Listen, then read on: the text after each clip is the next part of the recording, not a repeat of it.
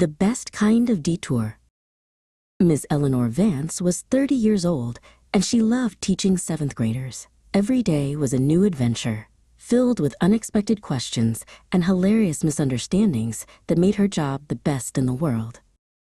One Tuesday, during a lesson on ancient Rome, she mentioned the famous saying, "All roads lead to Rome."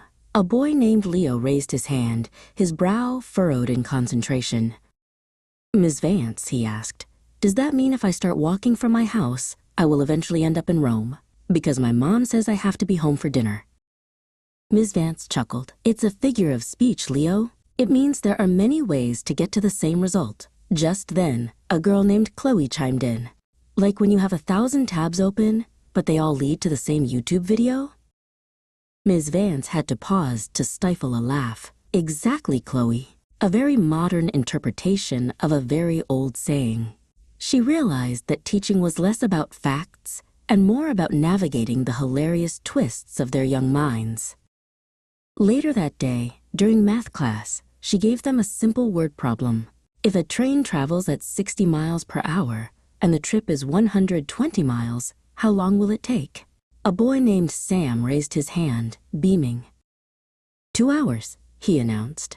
Because if you're a train, you have to stop every 60 miles to let the passengers stretch their legs. Ms. Vance burst out laughing, and the entire class erupted with her. When the laughter subsided, Ms. Vance walked over to Sam's desk. "That's a very kind train, Sam," she said gently. "But in math, trains don't need brakes. You just divide the distance by the speed." Sam nodded, a look of deep concentration on his face. "So, the train is in a hurry?" he asked. Ms. Vance just smiled. She knew that even when the answers were wrong, the thought process was a wonderful, winding road all its own. As the bell rang, Ms. Vance watched her students pack up, their chatter filling the room.